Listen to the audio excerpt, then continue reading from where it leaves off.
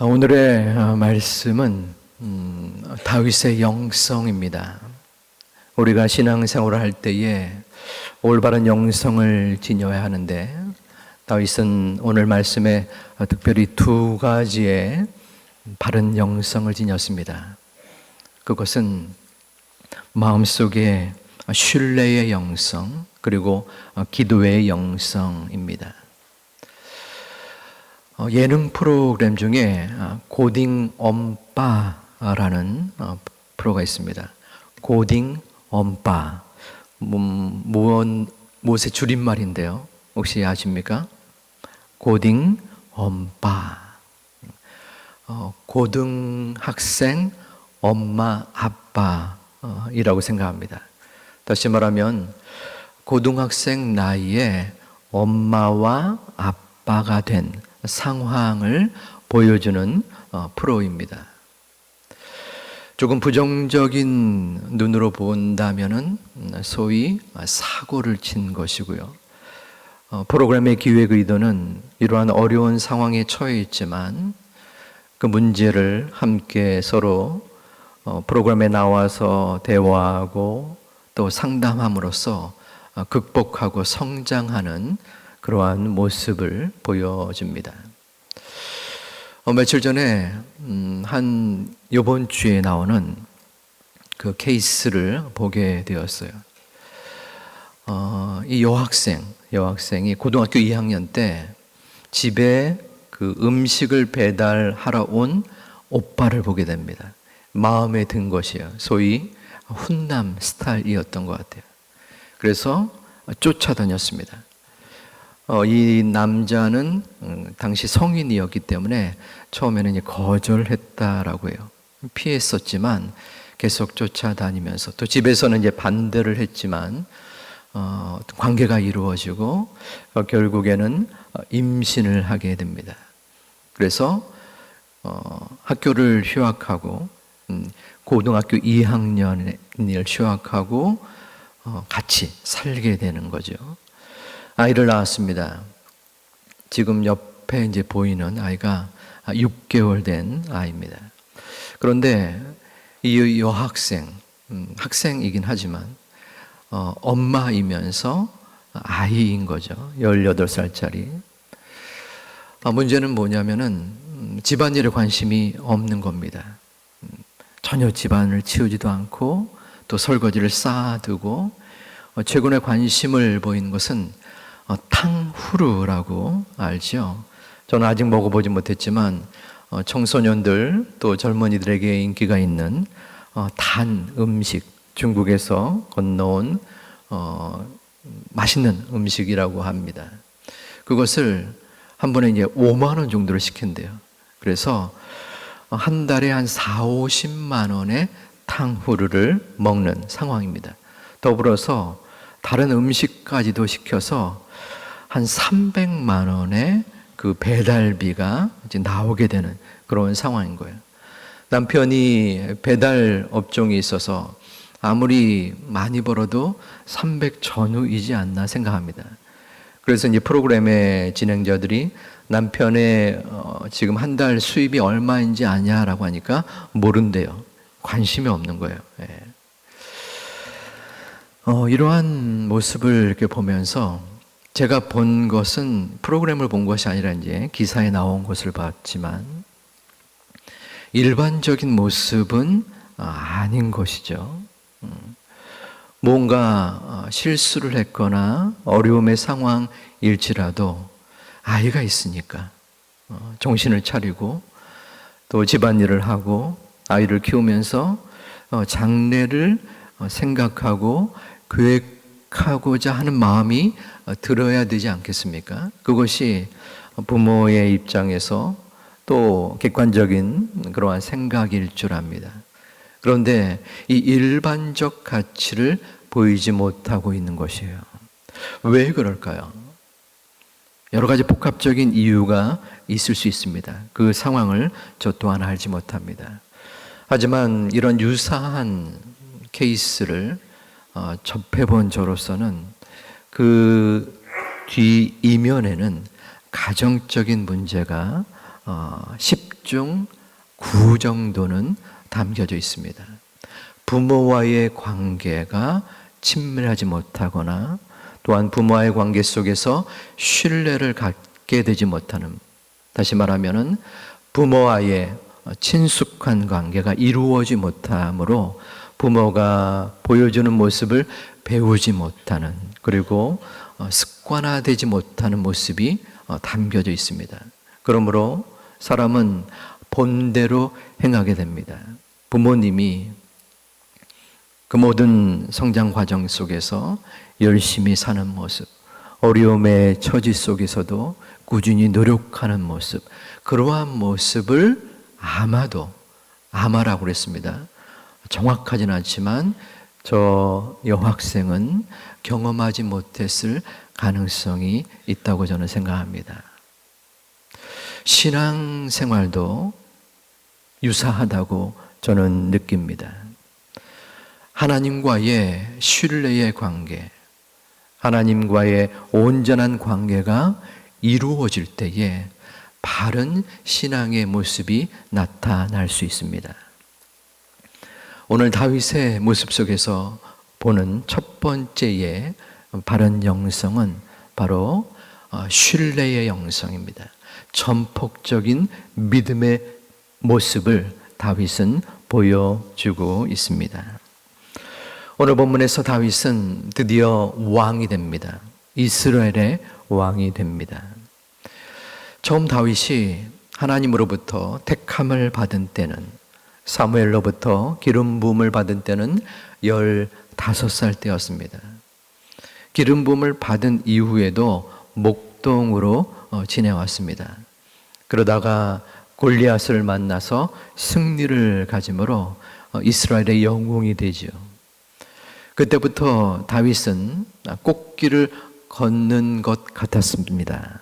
하지만 그 길은 또 그 시간은 오래되지 않았어요. 사울의 사위가 되었고 전쟁마다 승리를 하여 많은 공헌을 했지만은 사울 왕으로부터 10년간을 쫓겨다닙니다.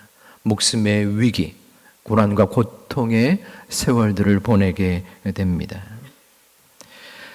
그러다가 이제 30살이 되어서 15년이 흘러서 왕이 된 겁니다.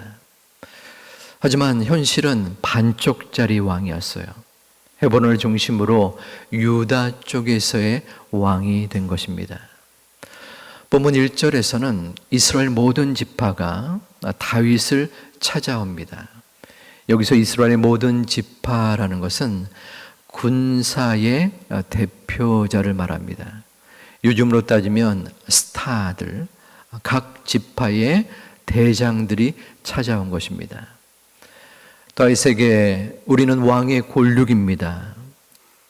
이 말은 우리가 왕의 한 뼈요 한 살입니다. 요즘 말로 따지면 우리가 나비가 라는 의미입니다.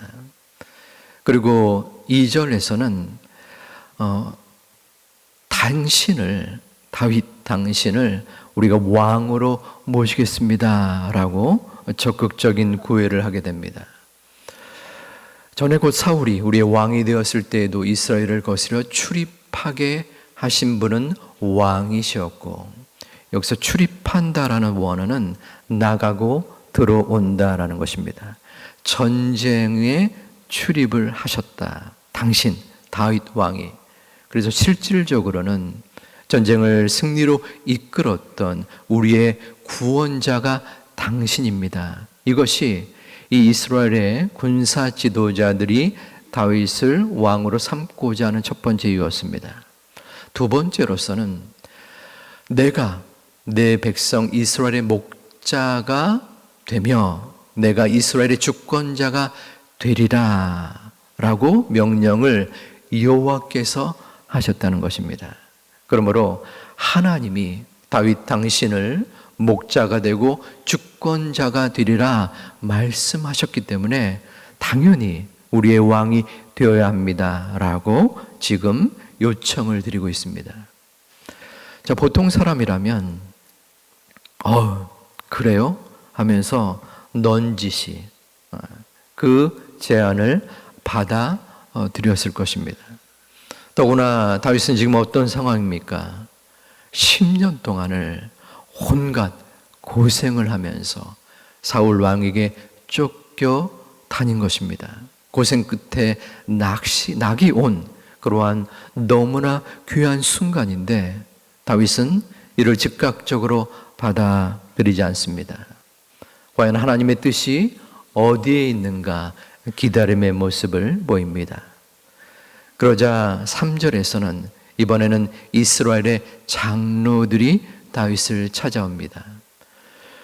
조금 전에 찾아온 분들은 군사의 대표자라면 이번에는 영적 권위를 지닌 지도자들이 온 것입니다.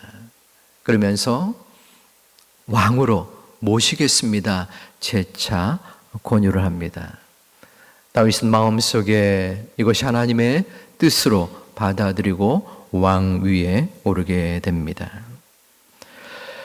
다윗이 왕이 된 후 가장 첫 번째 한 일은 예루살렘 성 정복이었습니다. 당시에 예루살렘은 여부수 족속들이 살고 있었습니다. 예루살렘 성은 해발 600m의 높은 지대에 있었던 성읍이었습니다. 그 옆에도 작은 성이 쌓여 있어서 참으로 침공하기에 너무나 힘겨운 입지적인 조건을 지니고 있었습니다. 그러므로 여부수 사람들은 마음에 항상 안심을 가졌습니다. 우리는 안전하다. 그래서 맹인들과 다리 저는 자들도 이스라엘 군대를 쳐부술 수 있다라고 마음에 교만한 생각을 가졌습니다. 다윗은 전쟁의 전략을 세웠습니다. 예루살렘의 성으로 가는 수로를 막아버림으로써 이 예루살렘 성을 얻게 됩니다. 하나님은 다윗에게 난공불락의 예루살렘 성을 허락해 주십니다. 다윗은 이 전쟁의 승리를 위하여 결코 교만하지 않았습니다. 자신의 힘과 이스라엘의 힘을 의지하지 않았습니다. 본문 12절에서는 이러한 고백을 다윗은 하고 있습니다. 우리 함께 봉독하겠습니다. 다윗이 여호와께서 자기를 세우사 이스라엘 왕으로 삼으신 것과 그의 백성 이스라엘을 위하여 그 나라를 높이신 것을 알았더라. 아멘. 바로 하나님께서 자기를 세우신 것을 믿는 신앙, 이것이 바로 신뢰의 영성인 것입니다. 여호와 하나님이 나를 도우셨다, 나를 이끄셨다, 천폭적인 믿음을 다윗은 지니고 있는 것입니다. 크리스천들은 눈에 보이는 것 이면에 보이지 않는 하나님을 의지하는 자입니다. 하지만 세상의 사람들은 자신을 의지합니다. 자신이 모든 것을 이루었다라고 자랑합니다. 남들이 성취한 것도 내가 했다라고 거짓말을 하기도 합니다. 자신을 피하라고 자신을 높이는 모습을 보여줍니다. 어떨 때는 그 풍조에 우리가 따르기도 합니다. 하지만 기독교인은 자기를 낮추고 하나님을 높이는 사람들입니다. 그러기에 모든 것을 하나님이 하셨습니다. 하나님이 이끄셨습니다. 하나님이 도우셨습니다. 라고 다짐하고 고백하고 맹세하는 이 모습이, 이 마음이 우리 모든 제2가족들에게도 충만하기를 주님의 이름으로 축원합니다. 다윗은 한 번도 왕이 되고자 하는 마음이 없었습니다. 하나님께서 이끄신 그 믿음, 하나님께서 인도하시는 그 신뢰가 있었기에 어려움의 상황, 죽음의 공포와 두려움 속에서도 버티고 견딜 수 있었습니다. 이 신앙은 잘 나갈 때보다 어려울 때 그 빛을 도합니다. 다윗은 지금 모든 사람이 흠모하는 이스라엘의 왕이 되었습니다. 전쟁에 승리했습니다. 교만할 수 있었습니다. 자신의 힘을 의지할 수 있었습니다. 하지만 그는 그 이전에 힘들고 어려울 때에 하나님을 신뢰하였던, 하나님이 여기까지 나를 도우셨던 그 믿음이 있었기에 지금 온전한 모습, 승리의 모습, 또한 하나님 앞에 교만할 수 있는 관계 속에서도 주님을 바라보고 의지하고 기도할 수 있었습니다. 요즘 세간을 떠들썩해 하는 여러 뉴스 중에 펜싱 전 국가대표의 이야기를 보신 분들이 많으실 줄 압니다. 결혼을 발표했는데 그 대상이 남자니 여자니 사기꾼이니 여러 뉴스가 계속 나오고 있습니다. 그 전 국가대표였던 그녀가 했던 그 인터뷰 기사를 보게 되었습니다. 이런 말이 있었더라고요. 믿고 싶었고 믿으려고 했었던 것 같아. 그 상대를 이야기합니다. 지금은 결별을 한 것 같아요. 악마인데 악마가 아니길 바랬었던 것 같아. 믿고 싶었고 믿으려고 했던 것 같다라는 것이죠.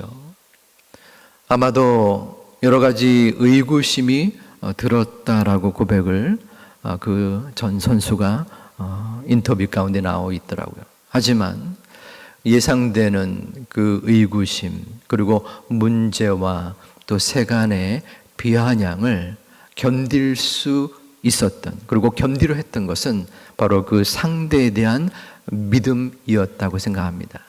믿음이 있었다면은, 믿음을 그 사람이 줬다라면 어떠한 어려움도 극복하고자 하는 마음이 그녀에게 있었던 것입니다. 하나님께 대한 우리의 믿음의 수준은 어떠합니까? 하나님이 여러분을 세우시고 지금까지도 여러분들을 이끌어 오셨고 지금 이 순간도 여러분과 함께 하심을 믿으십니까? 그런데 우리는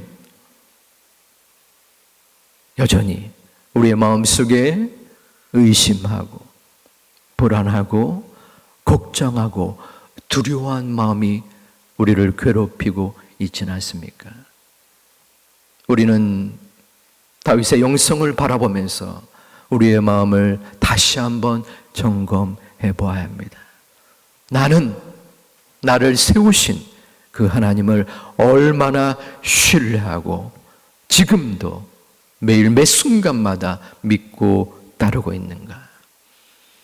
나를 이끌어 오셨고 나를 인도하신 그 하나님을 지금도 바라본다면 우리의 마음을 흔들어 놓는 의심과 불안과 괴로움과 공포를 우리는 분명하게 견디고 나아갈 수 있습니다. 하나님이 나를 이끌어 주시기 때문입니다. 그 믿음이 우리 가운데 있다면 우리는 어떠한 순간 마음속에 두려움의 순간에서도 다시 한번 주님을 바라볼 수 있습니다. 아버지 하나님, 저를 일으켜 세워 주시옵소서.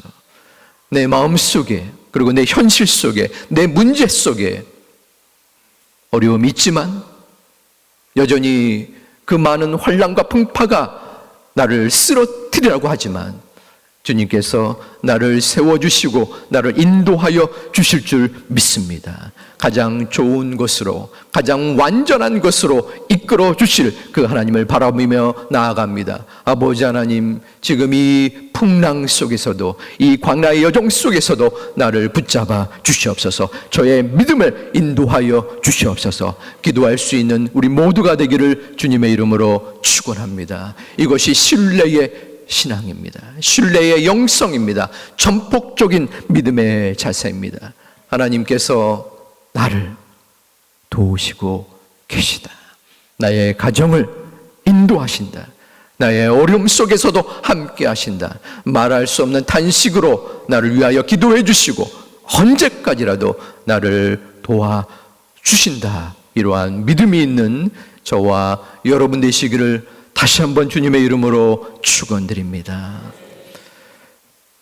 두 번째의 영성이 있는데 그것은 다윗의 기도의 영성입니다.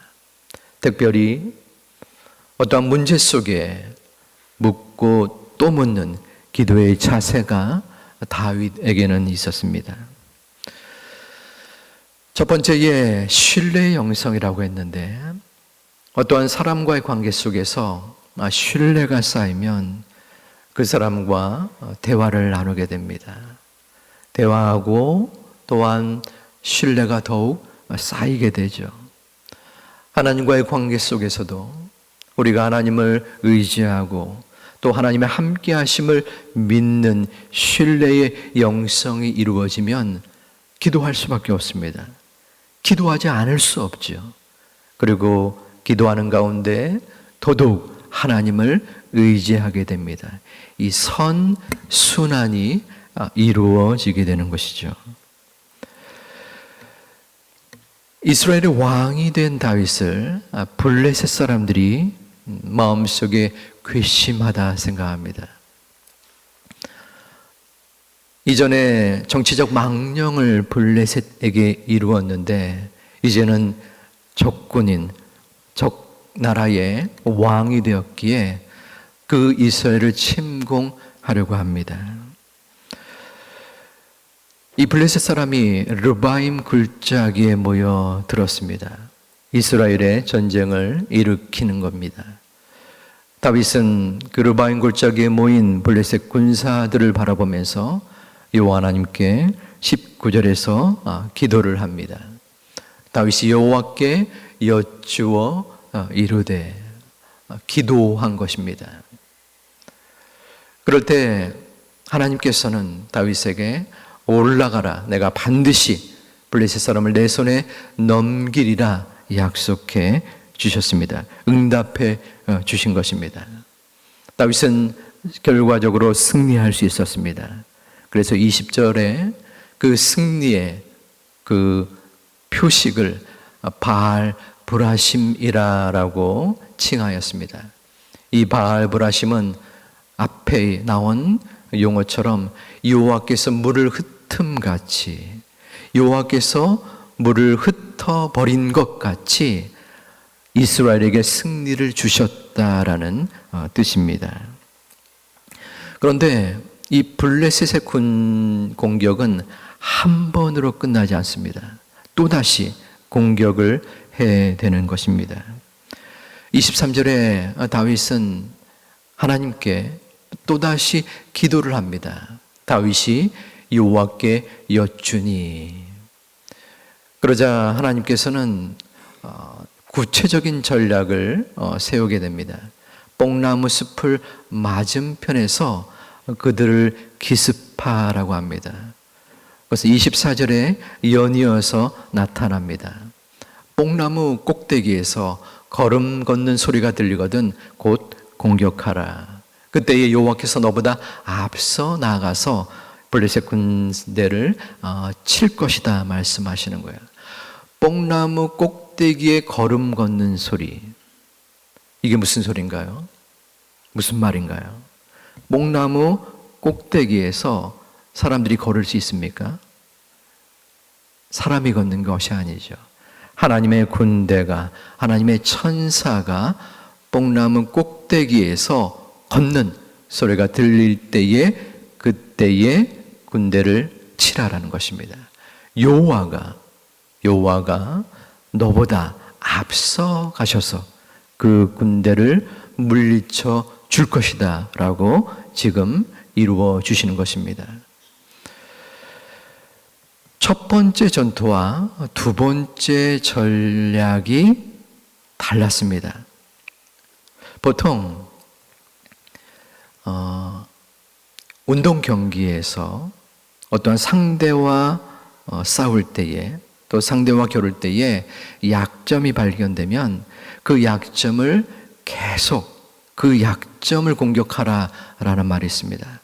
예를 들어서 야구에서 투수가 타자와 대결합니다. 공을 던질 때에 똑바로 가는 직구가 있을 수 있고 또 커브, 여러 가지 구질이 있습니다. 그럴 때에 그 타자가 다른 것은 제법 치는데 휘어져가는 커브를 못 치는 약점이 있어요. 그러면은 그 커브를 2번, 3번 계속적으로 던질 때에 효과를 본다라는 말이 있습니다. 전쟁도 마찬가지인 듯 싶습니다. 첫 번째 전략이 통했어요. 그러면 두 번째도 같은 전략을 취할 때에 그 전쟁에서 이길 가능성이 높아집니다. 그런데 두 번째 전략이 첫 번째와 달랐던 것이에요. 다윗은 굳이 기도하지 않을 수 있었습니다. 생각해 보시기 바랍니다. 여러분이 이스라엘군의 왕이에요. 첫 번째 전략으로 이겼어요. 그때는 물론 기도했습니다. 그런데 두 번째 똑같은 블레셋 군대가 쳐들어옵니다.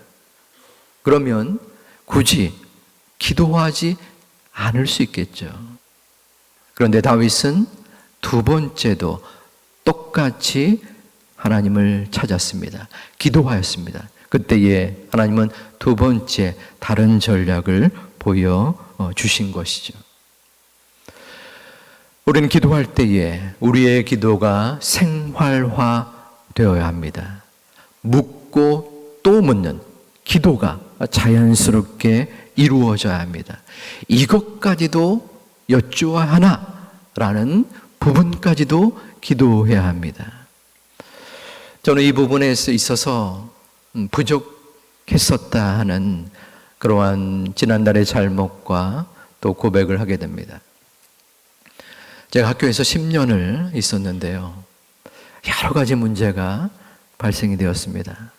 재정적인 문제, 또 입학을 하고 학생들이 졸업을 하는 그 과정 속에서의 문제, 또 학교에서 생활할 때의 여러 가지 사건들, 그리고 직원들 간의 문제, 이루 말할 수 없었습니다. 문제가 터지고 그 문제를 해결하는 가운데 또 다른 문제가 터질 때도 있었습니다. 도저히 이 문제는 내 힘으로, 학교의 힘으로 극복할 수 없겠다라는 난관의 시간들도 있었습니다. 처음 초창기에는 기도했었죠. 기도할 수밖에 없습니다. 도저히 내가 이루어올 수 없는, 해결할 수 없는 문제들이었으니까요. 그런데 1년, 2년 조금의 시간들이 지나니까 문제의 경중은 다르지만 문제의 패턴이 어느 정도 비슷하게 되었습니다. 그러자 이전에 경험했던 거니까 기도가 게을리어지게 되었습니다. 굳이 기도할 필요도 없었습니다. 머릿속에 정신을 바짝 차리고 또한 문제를 해결하면 문제가 풀리는 경우도 많이 있었습니다. 그때는 몰랐었어요.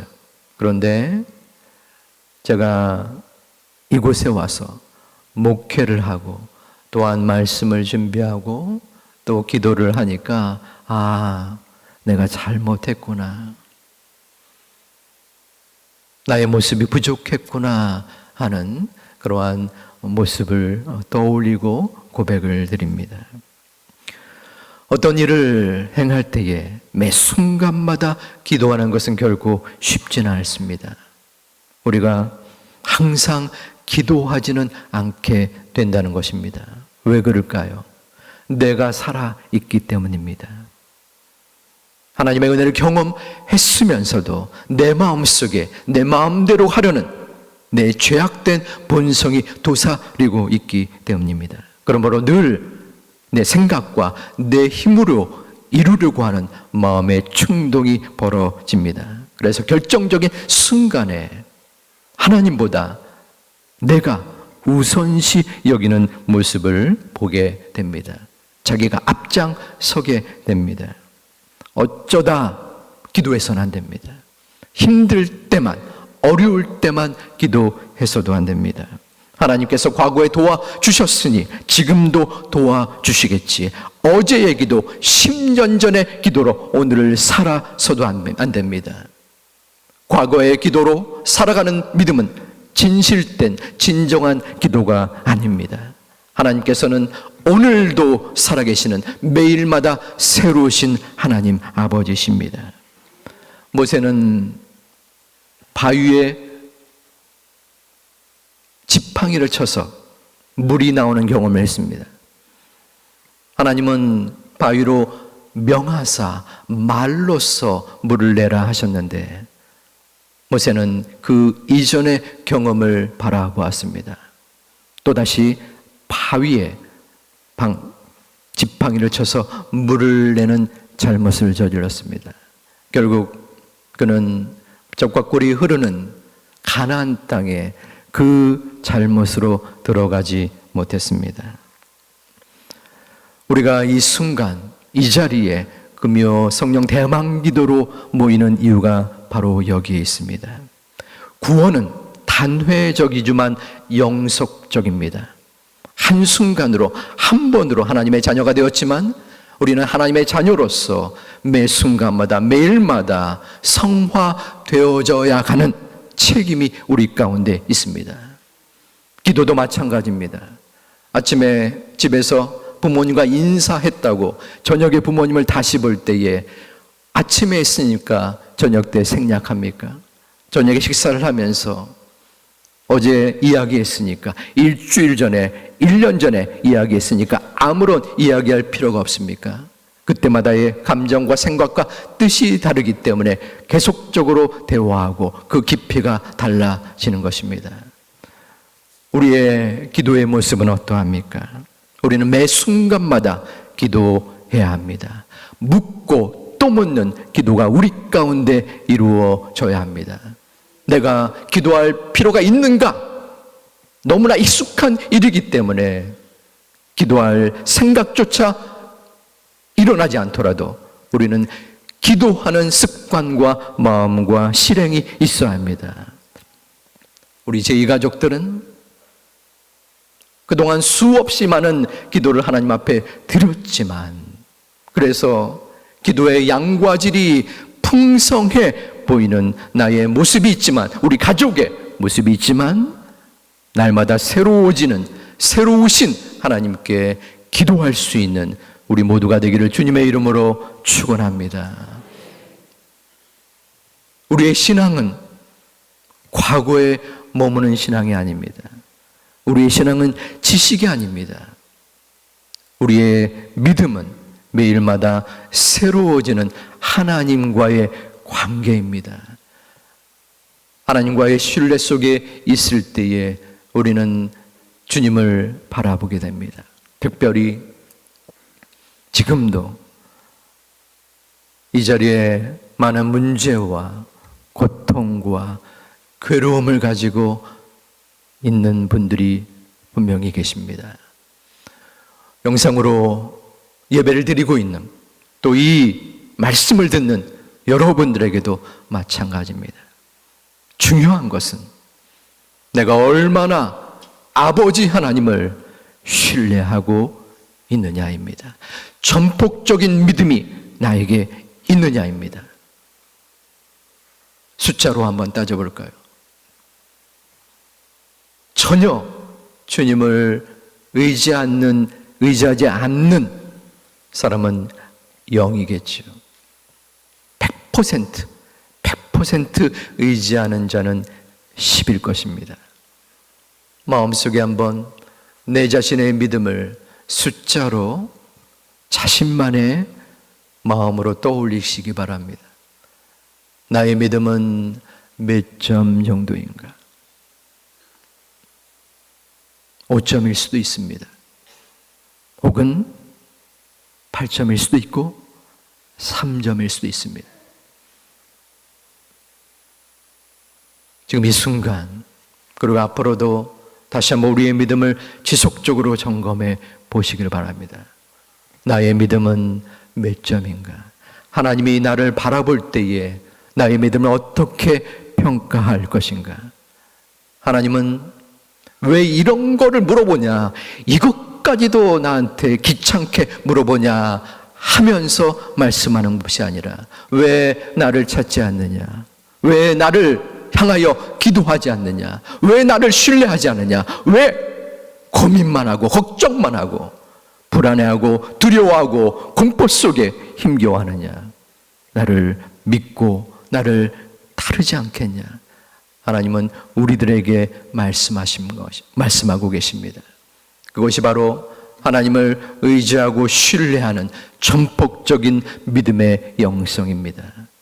그러한 하나님께 우리는 묻고 또 묻는 기도를 드려야 합니다. 내가 모든 것을 다 할 수 있다고, 이 정도는 기도할 필요가 없다라고 생각하는 부분까지도 하나님 앞에 간구할 때 아버지 하나님은 그 모습을 어여삐 보시고 또한 귀하게 보십니다. 그래, 내가 너 스스로를 바라보고 의지하는 것이 아니라 나를 바라보는 거구나. 내가 너와 함께 할 것이다. 내가 너를 도울 것이다. 우리에게 약속하시고 이끌어 주십니다. 다윗은 모든 지난날의 삶 속에서 하나님을 신뢰할 수 있는, 하나님을 의지하고 하나님을 전폭적으로 믿는 믿음 가운데에 지속적으로 교만하고 또한 자신을 의지하는 상황에서도 하나님을 바라보고 묻고 또 묻는 기도의 영성을 보여주었습니다. 이 시간 하나님께 나아온 우리 제2가족들 마음속에 이 신뢰의 영성, 기도의 영성을 가지고 주님 앞에 온전히 나아갈 수 있는 하나님이 기뻐하는 자녀들 되시기를 주님의 이름으로 축원합니다.